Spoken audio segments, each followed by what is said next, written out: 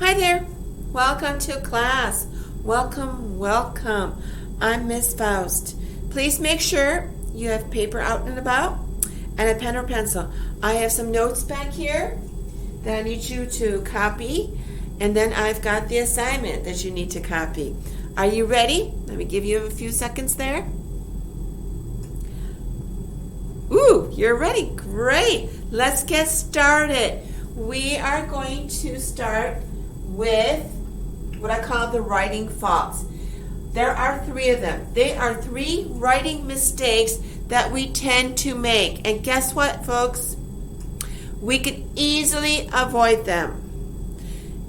As long as we know they exist and how to fix them, we can avoid them. And our writing will be so much better. And isn't that our goal? To improve that writing. So let's get started. We're going to tackle the sentence fragment. So the writing faults, make sure you copy that down. And our focus is sentence fragments. Okay. But before we really get involved with the sentence fragments, we need to figure out what that term is all about. Sentence fragments. Okay? Or I should say, phrase is all about. Let's take it apart and look at it. So we've got the word sentence and we've got fragments. So please remember, your sentence is all about a subject and a verb. It's got to be a complete thought. And if it's a complete thought, then it can basically stand on its own. That makes sense, doesn't it? Example. Billy read 2 books, period. Is that a sentence? Do you have any questions about it? You don't have any questions? And there's a subject and verb. Let's check that out. Billy, subject, read, verb. He read 2 books. I don't have any questions. It's a complete thought, and it can stand all on its own. Perfect. Yes, indeed, it is a sentence. It completes this test, so to speak. Okay? Now, a fragment is a piece of a sentence. This is the key. A piece of. For example, you break your mother's favorite dish. Pieces all over the floor. Fragments. Okay? So fragments can be dishes that break into millions of little pieces. And guess what? Also of a sentence. Okay? So a piece of a sentence. So when we're talking grammar, it's of a sentence, not of mom's favorite dish. A piece of a sentence. Yes, the piece may be 3 words, maybe 2, it could be 6, 7. Okay? It could, now here we go. It could be missing the subject. It could be missing the verb or part of the verb phrase. Okay? He could have read. Could have read. 3 verbs there. Could have read. One of those could be gone. And I'm not talking about read. Could be perhaps he have read. That's a fragment. That's a sentence fragment. Because it should be he could have read. Okay? Or even a subject and verb. Okay? And these are even the ways to fix a sentence fragment. If the subject is missing, give it one. If a verb is missing, give it the verb. Or that one part that's missing. Or give it the entire piece. Subject and the verb. So these are also ways to fix. Keep that in mind. Okay? So they could be methods. Correction methods, we'll say. Do you have any questions? Do you understand? So again, a sentence is a complete thought with subject and a verb. A fragment is just a piece of that, with these pieces missing, and these pieces, if you put them in that fragment, you may end up correcting it. That is, if you do it correctly. Okay. So here are examples. A ball. Just because there's a capital A and there's a period at the end does not make that a sentence. That is definitely not a sentence. If the TV is broken, it doesn't matter that there's a capital and there's a period. If the TV is broken, then what? If she says no, then what? A sudden flurry of snow. Yeah? Okay. Give me more. I need more information. A sudden flurry of snow. What am I supposed to do with that? Falling off the chair. Uh-huh.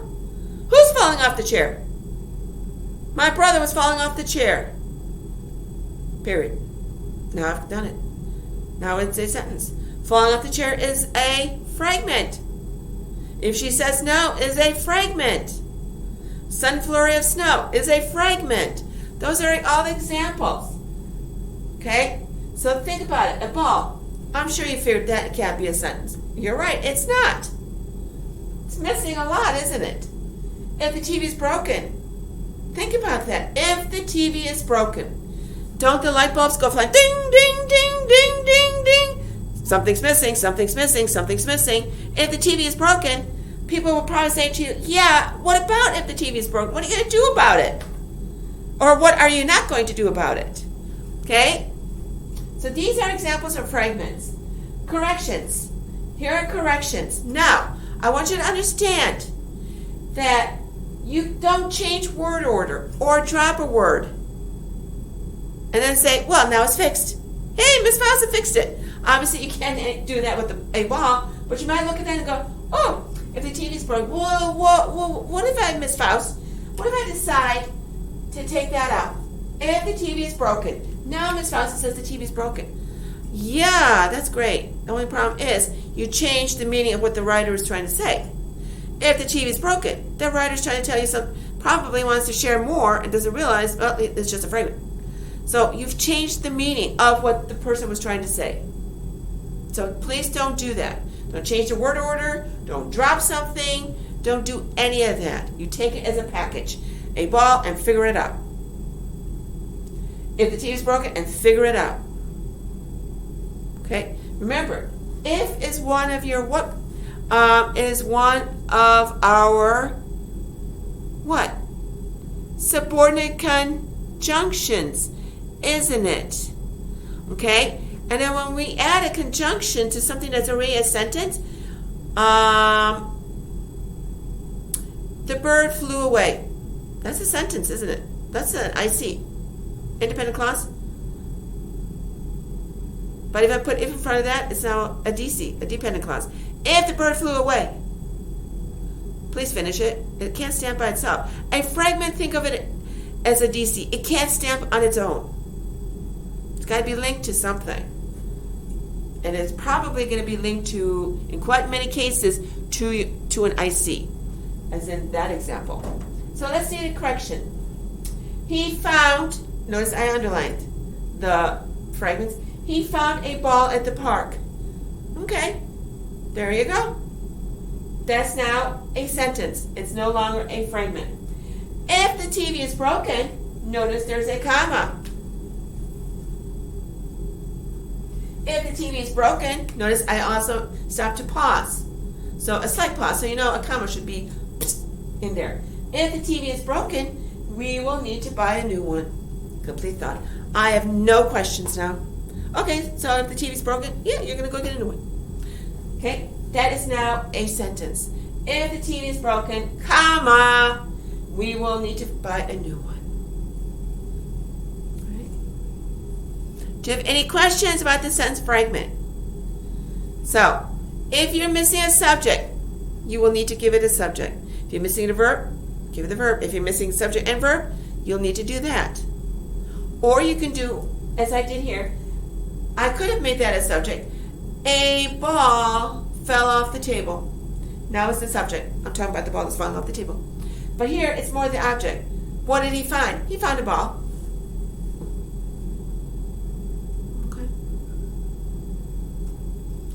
So, think about it for correcting. That will help you. No questions? You ready for the assignment? Okay, good. Come on over here. All right, let's switch Here's assignment. I want you to copy and then correct the following sentence fragments. I want you to underline the fragments, as I did over there. Number 1, a ripped shirt. Number 2, searching for the watch. Number 3, though he forgot to study for the test. So, copy this down and then figure out how you turn these fragments into sentences, noting the correction methods right here. Okay, does that make sense? So again, a ripped shirt, searching for the watch, though he forgot to study for the test. Sometimes it's just a matter of putting in a subject or the rest of the subject and the rest of the verb, what we call verb phrase. If you have no questions about this lesson today, all I can say is, as soon as you're done with the assignment, I need you to send it on to me today. But if you do have questions, contact me. Okay? Contact me. Otherwise, I'm looking forward to these wonderful sentences. Definitely. I hope you have a wonderful day. Wonderful sentences, a wonderful day. Great. Till next time. Bye-bye.